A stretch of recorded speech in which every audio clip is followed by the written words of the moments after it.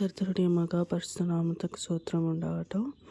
இது ஒரு 2வது நாளாய் கூட கடவுள் இந்த வார்த்தைகளை பேச செய்த தேவனுக்கு மகா சோத்திரமும் மகிமையும் உண்டாகட்டும். இந்த வருடத்தின் கடைசி ஞாயிற்றுக்கிழமை ஓய்வு நாளில் கொண்டு வந்த தேவனுக்கு சோத்திரம் உண்டாகட்டும். மட்டும் காத்த பினேசர் இனியும் காக்க வல்லவராக இருக்கிறாருன்னு நம்ம விசுவாசிக்கலாம். நேற்றைய தினத்தில் நான் சொன்ன மாதிரி கூட இன்றிலிருந்து பைபிளில் குறிப்பிடப்பட்ட பெண்களை பற்றி நாம் பார்க்க போகிறோம். ஸோ அதுக்கு முன்னாடி ஒரு சின்ன இதுவாக பைபிளில் மொத்தம் 188 பெண்களை பற்றி பேரோடு குறிப்பிட்டிருக்காங்க, ஹைலைட் பண்ணியிருக்காங்க. அதாவது மொத்தம் கேரக்டர்ஸ் 3637 நேம்டு கேரக்டர்ஸ் இருக்காங்க. ஆனால் அதில் குறிப்பிட்டு ஹைலைட் பண்ணி அவங்கள பற்றி இதுவாக சொன்ன பெண்கள் எண்ணிக்கை 188 ஆகும். இதில் இன்னும் கூட ஒரு 100 பெண்கள் பற்றி பேர் இல்லாமல் குறிப்பிட்டிருக்காங்கன்னு சொல்லிட்டு நம்ம பார்க்க முடியுது. ஸோ 3237 பேர் உள்ள பெண்கள் பைபிளில் குறிப்பிடும்போது இந்த 188 பெண்களை பற்றி பைபிள் ஹைலைட் பண்ணி சொல்லுது. ஆனால் நம்ம இப்போ பார்க்க போகிறது அந்த 188 பெண்கள் பார்க்க போகிறதில்ல, வெறும் 25 பெண்கள் நம்ம வாழ்க்கையில் நம்ம கற்றுக்கொள்ள வேண்டிய பாடங்களை இந்த 25 பெண்களிடமிருந்து நம்ம கற்றுக்கொள்ள போகிறோம். அதுக்கு முன்பு நீதிமொழிகள் 31ஆம் அதிகாரத்தில் கடவுள் ஒரு பெண்கள் இருக்க வேண்டிய 7 நற்பண்புகளை பற்றி குறிப்பிட்டிருக்காங்க. ஃபஸ்ட்டு அந்த 7 நற்பண்புகளை பற்றி நம்ம பார்க்கலாம். முதலாவதாக கண்ணியம், பொறுமை, விடாமுயற்சி, தாராள மனப்பான்மை, தைரியம், ஞானம், பக்தி. இந்த 7 காரியங்கள் பெண்களுக்கு முக்கியமாக இருக்க வேண்டிய நற்பண்புகள்னு நீதிமொழிகள் 31 குறிப்பிடப்பட்டிருக்கு. Dignity, patience, diligence, generosity, courage, wisdom, devotion. So இன்றைய தினத்தில் கூட இந்த 7 நற்பண்புகள் நம்மக்கிட்ட இருக்குதான்னு நம்மளே ஆராய்ந்து பார்ப்போம். அட்லீஸ்ட் இது ஒன்றாவது நம்ம கடைப்பிடிக்கிறோமா, இந்த ஒன்றுலையாவது நம்ம இதுவாக இருக்குமா. ஓகே, கண்ணியம் இருக்கும்,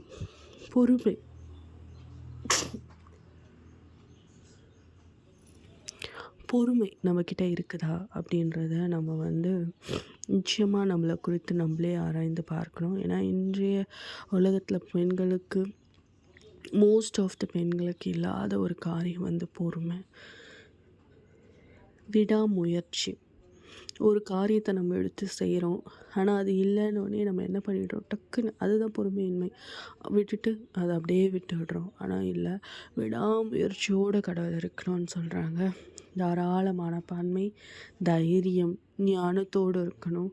ஞானம்னு வெறும் படிப்பு மட்டும் ஞானம் கிடையாது, கடவுளுக்குரிய ஞானம், கடவுள் இதில் இருக்கிற ஞானம். அதை நம்மளால் தானாக பெற முடியாது, படிப்பினால் பெற முடியாது, ஜெபத்தினால் மாத்திரம் பெற முடியும். கடவுள்கிட்ட கேட்கணும், ஞானத்தை கொடுங்கப்பான்னு நம்ம ஜெபிச்சா மாத்திரமே அந்த கடவுளுக்குரிய ஞானம் நமக்கு வரும். பின்ன பக்தி, கடவுள்கிட்ட நம்ம எவ்வளோ உண்மையாக டிவோட்டடாக இருக்கோன்றது முக்கியம். இது எல்லாமே நம்மக்கிட்ட இருக்கணும்னா இந்த 7ஆவதாக இருக்கிற இந்த டிவோஷன் ரொம்ப முக்கியம். இந்த டிவோஷன் இருந்தால் தான் மீதி யாருமே நம்ம வாழ்க்கையில் நம்மளால் பெற முடியும். ஸோ இந்த 7 காரியங்களை நம்ம மறக்காமல் நம்ம தினம் ஜெபிக்கும் போது நம்மளோட ஜெபத்தில் கூட, அப்பா இந்த 7 காரியத்தை நான் பின்பற்றணும், ஒரு பெண்ணை இந்த 7 காரியங்களை நீர் குறிப்பிட்ட இந்த காரியத்தை நான் பின்பற்றணும்னு நம்ம நிச்சயமாக ஜெபிக்கணும். அதை நம்ம ஜெபிக்க கடவுள் அந்த பொறுமையும், கண்ணியத்தையும், விடாமுயற்சியும், தாராள மனப்பான்மையும், தைரியத்தையும், ஞானத்தையும், டிவோஷனையும் கண்டிப்பாக நமக்கு தருவாங்க. ஸோ இப்போ 27 பெண்கள் சொன்னோம், 25 பெண்கள். அதில் முதலாவது பெண் நம்ம யாரை பற்றி பார்க்க போகிறோம்னா, நம்ம எல்லாருக்குமே தெரிந்த பெண் ஏவாள். ஆமாம், ஏவாள் இதில் வந்து நம்ம பார்க்கும்போது ஏவாளை பற்றி நம்ம என்ன பார்க்க முடியும்? அவ தப்பு பண்ணிட்டா அப்படின்னு நம்ம யோசிக்கிறோம். ஆனால் அது கிடையாது. ஏவாளை குறித்தும் கடவுள் வந்து நம்ம அவங்கக்கிட்ட இருந்தும் வாழ்க்கையில் வந்து நம்ம கற்றுக்கொள்ள வேண்டிய பாடங்கள் நிறைய இருக்குது. ஸோ ஃபஸ்ட்டு இந்த ஏவாள் வந்து நம்ம எல்லாருக்குமே தெரிந்த மாதிரி பூமியில் உண்டாக்கப்பட்ட முதல் பெண். ஆதாமின் விலா எலும்புகளில் ஒன்றை எடுத்து உருவாக்கினார். ஸோ இது மூலம் நம்ம என்ன கற்றுக்கணுன்னா, கணவனும் மனைவியும் ஒருவருக்கொருவர் சமமானவர்கள் மற்றும் ஒருவருக்கொருவர் பூரணப்படுத்தப்படுபவர்கள் அப்படின்னு நம்ம வந்து கற்றுக்கணும். ஏவாள் வந்து ஏவாளுக்கு ஒரு பேர். அந்த பேருக்கான அர்த்தம் என்னென்னா, ஜீவன் உள்ளோர்க்கெல்லாம் தாய். சாத்தான் வந்து என்ன பண்ணாங்க, ஏவாளை வஞ்சித்து அவளும் தேவன் சொன்ன வார்த்தையை விட சாத்தானின் வார்த்தையை நம்பி கனியை புசித்து ஆதாமுக்கு கொடுத்தாள். சாத்தான் வந்து ஏவாளை வஞ்சித்தான். அது நம்ம எல்லாருக்குமே தெரிஞ்ச ஒரு இது. ஆனால் ஏவாள் இங்கே பண்ண ஒரு தப்பு என்னென்னா, தேவன் சொன்ன வார்த்தையை வந்து நம்பாமல் சாத்தான் சொன்ன வார்த்தையை அந்த நேரத்தில் வந்து வஞ்சிக்கப்பட்டு நம்பியதுனால தான் அதுக்கப்புறம் தான் உலகத்தில் அவ்வளோ பாவங்களும் அவ்வளோ வேதனைகளும் நம்ம அனுபவிக்க ஆரம்பித்தோம். ஸோ இதனால் தண்டனையும் வாக்குத்தத்தமும், கடவுள் என்ன தண்டனையும் வாக்குத்தத்தமும் கொடுத்தாருன்னா, கடவுள் தண்டனையும் கொடுத்தார் ஏவாளுக்கு, அதே சமயம் வாக்குத்தத்தமும் கொடுத்தாரு. பாவம் செய்ததின் விளைவாக ஏவாளுக்கு வந்து பிரசவ வேதனை பெருகும் என்றார். அதிலிருந்து தான் நம்மளுக்கு பிரசவ வேதனையே வந்து கடவுள் வர வைத்தார். அதற்கான தண்டனை ஏவாளிலிருந்து தான் தொடங்கப்பட்டது. மேலும் கணவன் அவளை ஆளுவான் என்று கூறினார். இருப்பினும் ஏவாள் வித்திலிருந்து சாத்தானின் தலையை நசுக்கும் இரட்சகர் வருவார் என்று வாக்குத்தத்தத்தை தேவன் அளித்தார். அதுதான் நம்மளோட தேவன் வந்து தண்டனையும் கொடுப்பாரு. ஆனால் நம்மளை கைவிடவும் மாட்டார். அவளுக்கான தண்டனையை வந்து கொடுக்குறாரு. நீ பிரசவ வேதனைப்படுவ, உன் கணவன் உன்னை ஆண்டு கொள்வான்னு. ஆனாலும் அவளுக்கு ஒரு வாக்குத்தத்தத்தை உண்டு பண்ணுறாரு. உன்னோட வித்துலேருந்து தான் இயேசு கிறிஸ்துவானவர் வந்து இரட்சகர் வருவார். ஸோ சாத்தானின் தலையை நசுக்குவார் அப்படின்ற வாக்குத்தத்தத்தையும் கொடுக்குறாரு. அவருக்கு அந்த ஒரு நிமிஷம் ஆயிருக்காது அந்த சாத்தானை நசுக்கி போட அந்த இடத்துல. ஆனால் அவர் அதை செய்யலை. வாக்குத்தத்தத்தை உண்டு பண்ணுறாரு. அதற்கான தண்டனையும் கொடுக்குறாரு. அது மூலமாக தான் இயேசுவின் இரட்சகர் வந்து மீட்பின் இரட்சகர் நமக்கு வந்தார். சாத்தானின் தலையை மிதித்து போட்டார். நம்ம எல்லாருக்குமே பாவ மன்னிப்பு உண்டு பண்ண சிலுவையில் அறைந்து மறுநாள் 3ஆம் நாள் உயிர்த்தெழுந்தார். ஸோ இந்த ஏவாளின் வாழ்க்கையிலேருந்து நம்ம கற்றுக்கொள்ளக்கூடிய 3 பாடங்கள் என்னன்னு பார்த்தோன்னா, வஞ்சிக்கப்படாமல் இருத்தல்னா, உலகத்தரமான வாழ்க்கையை நம்ம வாழ்ந்தோன்னா வஞ்சிக்கப்பட்டுருவோம், ஈஸியாக வஞ்சிக்கப்பட்டுருவோம். அதுவே கடவுள் நம்ம கூட இருக்காரு, கடவுள் ஃபிசிக்கலாக நம்ம கூட இருக்க முடியாது. அந்த இடத்துல வந்து கடவுள் வந்து அவங்கள விட்டு போன நேரத்தில் தான் வந்து பிசாசானவன் வஞ்சித்தான். ஆனால் அவர் ஃபிசிக்கலாக தான் போனார் தவிர அவங்க மனசில் வந்து அந்த இடத்துல கடவுள் இல்லை. ஒரு செகண்ட் அவங்க மனசில் இருந்திருந்தாருன்னா அவர் வந்து வஞ்சிக்கப்பட்டிருக்கவே முடியாது. அவர் கடவுள் வந்து நம்ம மனசில் வந்து இருக்கணும், நம்ம இருதயங்களை குடியேறணும், நம்ம இருதயம் சுத்திகரிக்கப்படணும், நம்ம இருதயத்தில் வந்து கடவுள் எப்போவுமே குடியிருக்கணும். அப்போ தான் எது வஞ்சனை, எது நன்மை, எது தீமைன்ற கண்டறியக்கூடிய ஞானத்தை கடவுள் மாத்திரமே தர முடியும். இந்த மாதிரி ஒரு உலகத்தில் இருக்கோம் நம்ம. கடவுளால் மாத்திரமே எது நமக்கு சரி தப்புன்ற ஒரு காரியத்தை உணர்த்தக்கூடிய அந்த ஞானம் வந்து உலக படிப்பினால் வராது. உலக படிப்பினால் வர ஞானம் வந்து அது வந்து இந்த உலகத்தரமான காரியங்களுக்கு தான் உபயோகப்படுமே தவிர நம்மளோட பரிசுத்த வாழ்க்கைக்கு உபயோகமே படாது. ஸோ நம்ம படிச்சிருக்கோம், நான் டபுள் டிகிரி முடிச்சிருக்கேன், எனக்கு எல்லாமே தெரியும், எனக்கு எது சரி எது தப்புன்னு தெரியும், கிடையவே கிடையாது. அந்த விசேஷத்தை ஞானம் கடவுளோட வார்த்தையினாலையும் கடவுளோட பிரசன்னத்தினால மாத்திரமே வரும். அந்த கடவுளோட பிரசன்னம் நமக்குள்ளே, அந்த ஹோலி ஸ்பிரிட் நமக்குள்ளே இருந்தால் நமக்கு எது சரி எது தப்புன்னு நம்ம செய்ய ஆரம்பிக்கும் முன்னையே கடவுள் நம்மளுக்கு உணர்த்துவார். இது தப்பு மகளே நீ செய்யாத, இது தப்பு மகளே நீ செய்யாத, நீ சரியான பாதையில் போல, நீ வஞ்சிக்கப்படுற அப்படின்றத கடவுள் நிச்சயமாக உணர்த்துவார்.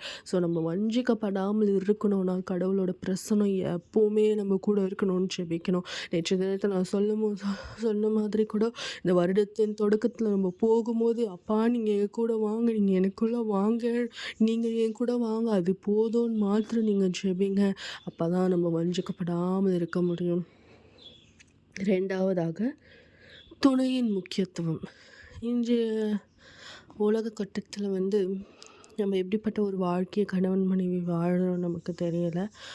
ஒருவருக்கொருவர் சமமானவர்கள் தான், ஒருவருக்கொருவர் நம்ம பூரணப்படுத்தப்பட்டவர்கள் தான். ஆனால் எது சரி எது தப்பு ஒருத்தவங்க சொல்கிறாங்க நம்ம பிளைண்டாக கண்ணு மூடின்னு நம்பவே கூடாது.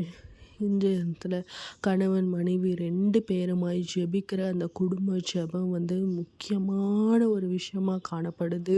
சாத்தானின் வஞ்சனையிலிருந்து தப்பிக்க, பிரிவிலிருந்து தப்பிக்க, தவறான பாதையில் நம்மளை கைட் பண்ண அந்த வாழ்க்கையிலேருந்து தப்பிக்கணும்னா நிச்சயமாக கடவுள் நம்ம கூட இருக்கணும்னா நம்ம குடும்பமாக ஜெபிக்கிறது முக்கியம். கணவன் மனைவியாக கை கோர்த்து ஜெபிக்கணும். தினந்தோறும் தவறாமல் கை கோர்த்து ஜெபிக்கணும்.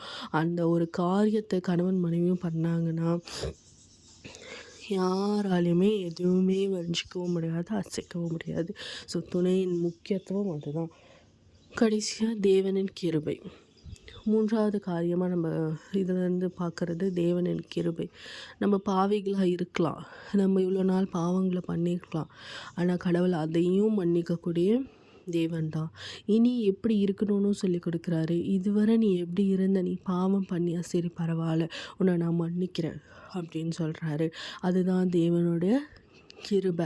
அவ்வளோ பெரிய காரியத்தை செய்த ஏவாளுக்கே ஒரு வாக்குத்தத்தத்தை உண்டு பண்ணி, நீ உன்னால் தான் உன்னோட வம்சாவளியில் உன்னோட வித்துலேருந்து வர இதுதான் இயேசு கிறிஸ்துவானவர் வருவார், அதை மிதித்து போடுவாருன்னு வாக்குத்தத்தம் கொடுத்தாரு. அவ்வளோ கிருபை நிறைந்த தேவன் தான் நம்மளோட தேவன். ஸோ நமக்கு நிச்சயமாக இந்த வருடத்தின் கடைசி நாட்களில் நம்மளுக்கு ஒரு கிருபையை தருவார். நம்ம எவ்வளோ பாவங்கள் பண்ணியிருக்கலாம், நம்ம அறிந்தும் அறியாமலும், நம்மளுக்கு தெரிந்தும் தெரியாமலும் எவ்வளோ பாவங்களை நம்ம பண்ணியிருப்போம். ஆனால் எல்லாத்தையும் மன்னிக்க வல்லவராக இருக்கிற ஒரே தேவன் நம்மளோட தேவன் மாத்திரம். ஏன்னா அவரோட கிருபை பெரியதாக இருக்கிறது. அவரோட கிருபை பெரியதாக மகா கிருபை உடைய தேவன். அவர் நிச்சயமாக நம்மளை மன்னிப்பார். அவர் இந்த நேரத்தில் நம்மக்கிட்ட கேட்குற ஒரே காரியம் ஒன்றே ஒன்று தான், மனம் திரும்பு, மனம் திரும்பு. நீ மனம் திரும்பிட்டேன்னு சொல்லு போதும், நான் உன்னை மன்னிச்சிடுவேன் அப்படின்னு தான் சொல்கிறாரு. ஆமாம் ஆமாம் அப்பா, ஆமாம். ஒன்று மாத்திரம் நீங்கள் எல்லாருமே தெரிஞ்சுக்க வேண்டியது ஒரு காரியம் மாத்திரமே, இந்த வருடத்தின் முடிவில் மனம் திரும்புங்க, மனம் திரும்புங்க. உங்களையே நீங்கள் ஆராய்ந்து அறிந்து பாருங்கள், நம்ம என்ன தப்பு பண்ணுறோம், என்ன சரி, என்ன காரியங்களை கடவுளுக்கு உகந்தது இல்லாமல் பண்ணுறோன்னு உங்களை ஆராய்ந்து பாருங்கள். ஆராய்ந்து அறிந்து கடவுள் இடத்துல மன்றாடுங்க, அவர்கிட்ட கேளுங்க, அப்பா என்னை மன்னிங்கன்னு சொல்லுங்கள், அவர் மன்னிப்பார். ஏன்னா நமக்கு தேவன் மகா கிருபை நிறைந்த தேவன். இந்த புதிய வருடத்துக்குள்ளே போகும்போது அவர்கிட்ட சேர்ந்து அவரோட பிரசன்னத்தை வாங்கி கொண்டு அவரை முற்றிலுமாக உங்ககிட்ட வச்சுக்கிட்டு போங்க. நிச்சயமாய் எந்த ஒரு காரியமும் நம்மளை அணுகாதபடி என் தேவன், நம்மள் தேவன் நிச்சயமாய் நம்மளை வழிநடத்துவார். ஜெபிக்கலாம். அப்பா ராஜா, இந்த நல்ல வேலைக்காய் கூட ஜெபிக்கிறோம். இதோ 2வது நாளை அப்பா உம்முடைய வார்த்தையை நீர் கேட்க கிருபை செய்த தயவுக்காக இரக்கத்திற்காக நன்றி தகப்பனே. அப்பா இந்த வேலை கூட நாங்கள் ஏவாளை குறித்து அப்பா நாங்கள் பேசினோம். அப்பா தகப்பனே, அப்பா அந்த ஏவாள்கிட்ட இருந்து நாங்கள் கற்றுக்கிற இந்த 3 காரியத்தில் அப்பா தகப்பனே, நாங்கள் ராஜா வஞ்சிக்கப்படாமல் இருக்க அப்பா என் தேவன் நீர் எங்களோட வாருங்கள் அப்பா. எங்களோட பாவங்களை அப்பா மன்னித்தரலுங்க. எங்களோட இருதயத்தை சுத்திகரித்து என் தேவன் நீங்கள் எங்களுக்குள்ளே வாங்க அப்பா. எங்களுக்கு வேறு எதுவும் வேண்டாம் ராஜா, நீங்கள் எங்களோடு இருங்க அப்பா. அப்பா உம்மோட தகப்பனே பிரசன்னம் எங்களோடு இருக்கட்டும் அப்பா. உங்களோட ஆவிக்குரிய வாழ்க்கையில் நாங்கள் வாழ எங்களுக்கு கற்றுக் கொடுங்க அப்பா. நீர் எங்கள் கூட இருங்க, எங்களுக்கு அது போதும் தகப்பனே. அப்பா நீர் சொன்ன அந்த 4 7 அப்பா, அந்த 7 நற்குணங்களை ராஜா நாங்கள் பற்றிக்கொள்ள அப்பா அதற்கான தேவைகள் அப்பா அதற்கான குணங்களை நாங்கள் பற்றிக்கொள்ள என் தேவன் நீர் கிருபை பாராட்டுங்க ராஜா. அப்பா இந்த வருடத்தின் கடைசி நாளில் இருக்கிற நாங்கள் ராஜா உம்மை முழுவதுமாய் பற்றி கொண்ட ராஜா நாங்கள் நடக்கக்கூடிய ஞானத்தை நீர் கட்டளையிடுங்க அப்பா. எங்கள் பாவங்களை மன்னிங்க அப்பா. ஏவாளுக்கு தந்த கிருபை அப்பா எங்களுக்கும் கிடைக்க கிருபை செய்யுங்க ராஜா. எங்களுக்கு கிருபையை கொடுங்க தகப்பனே. உம்முடைய கருணைத்தால் நிரப்புங்க தகப்பனே. உம்முடைய தயவினால் நாங்கள் மீட்கப்பட கிருபை செய்யுங்க. உம்முடைய கிருபை ராஜா எங்களை வழிநடத்தட்டும். ஒவ்வொரு காலை பொழுதிலும் உம்முடைய கிருபை புதிதாக இருக்கிற தயவுகளுக்காய் இரக்கத்திற்காய் நன்றி. எங்களோட வாழ்க்கையில் கூட அப்பா உம்முடைய கிருபை எங்களை வாழ்க்கையில் புதிதாக ஒவ்வொரு காலை பொழுதிலும் நாங்கள் பெற்றுக்கொள்ள கிருபை செய்யுங்க அப்பா. நீரே எங்கள் ஒவ்வொருத்தரோடு இருங்க ராஜா. அப்பா இதை கேட்டுக்கொண்டு இருக்கிற ஒவ்வொருத்தரின் குடும்பங்களை ஆசீர்வதிங்க. ஒவ்வொருத்தரும் மீட்கப்படட்டும் தகப்பனே. ஒவ்வொருத்தரும் மீட்கப்படட்டும் ராஜா. அப்பா தகப்பனே ஒவ்வொருத்தரும் உம்மை ராஜா முன்வைத்து உம்முடைய பிரசன்னத்தை இருதயத்துக்குள்ள வெற்றி கொண்டு அப்பா நடக்க கிருபை செய்யுங்க. இந்த வருடத்தின் கடைசி நாட்களில் அப்பா மனம் மாற அப்பா கிருபை செய்யுங்க ராஜா. அப்பா பாவங்களிலிருந்து மீட்கப்பட்டு மனம் மாறி அப்பா உம்முடைய பிரசன்னம் மாத்திரம் போதும் எருக பற்றி கொண்டு நடக்க கிருபை செய்யுங்க அப்பா. இதன் நிமித்தம் தகப்பனே ராஜா நாங்கள் கிருபையும் காருண்யத்தையும் தயவையும் பெற்றுக்கொள்ள கிருபை செய்யுங்க. நீரே எங்களை ஒவ்வொருத்தரோடு வாங்க. உங்களோட பிரசனை எங்களோட வரட்டும் அப்பா. நீர் முன் செல்லும் நாங்கள் உண்மை பின்பற்றுகிறோம் தகப்பனே. எங்களோடு இருந்து வழிநடத்துங்க ஆசீர்வதிங்க ரட்சித்து கொள்ளுங்க. மீட்புற ரட்சகருமாக இயேசு கிறிஸ்து மூலம் ஜெபங்களும் ஜீவனும் நல்ல தகப்பனே. ஆமேன். Praise the Lord. நாளைய தினத்தில் கூட அடுத்த பெண்ணை பற்றி நம்ம பார்ப்போம். அதுக்கு முன்னாடி இன்னும் நீங்கள் ஏவாளை பற்றி இன்னும் அறிந்து கடவுள் என்ன சொல்ல வராரு நீங்கள் அறிந்து நடக்கணும்னா ஆதியாகமம் 1-4 வரை இன்னும் நல்லா படிங்க. படித்து உங்களுக்கு கடவுள் என்ன பேச வராருன்றதை நீங்கள் உணர்ந்து நீங்கள் ஆராய்ந்து நீங்கள் கடவுளை பற்றி கொள்ளுங்கள். Price the Lord. ஆமென்.